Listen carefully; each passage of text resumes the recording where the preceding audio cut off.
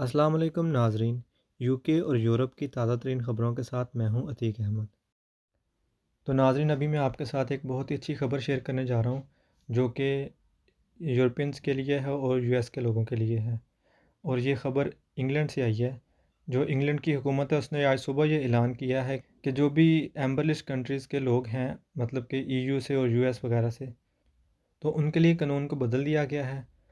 تو جیسا کہ 19 جولائی کو آپ کو پتہ ہے کہ انہوں نے اپنے قانون میں تھوڑی سی تبدیلی کی تھی، رولز چینج کیے تھے کہ جو ان کے اپنے برٹش لوگ تھے ان کے لیے یہ تھا کہ جنہوں نے ویکسین یو کے سے لگوائی ہے تو ان کے لیے کوارنٹائن نہیں تھا کچھ بھی، نہ ان کو ڈے 8 ٹیسٹ بک کرنا پڑتا تھا۔ لیکن اب انہوں نے یہی قانون سب کے لیے 2 اگست سے لاگو کرنے جا رہے ہیں کہ سب کے لیے ایسے ہوگا جو ایمبرلسٹ کنٹریز ہیں، میرا مطلب ہے جو یورپین ایمبرلسٹ کنٹریز ہیں ان کے لیے یہ قانون ہونے جا رہا ہے کہ 2 تاریخ سے ان کو بھی سیلف آئسولیٹ نہیں کرنا پڑے گا، صرف ایک پری ڈپارچر ٹیسٹ اور ساتھ میں ڈے 2 ٹیسٹ بک کرنا پڑے گا، اس کے بعد وہ بھی آ سکیں گے۔ تو وجہ یہ بتائی جا رہی ہے کہ جو ان کا سیاحتی سیکٹر تھا ان کا ان پہ بہت پریشر تھا اور وہ ان کو بار بار مجبور کر رہے تھے کہ آپ اپنے جو رولز ہیں ان کو تھوڑا سا نرم کریں۔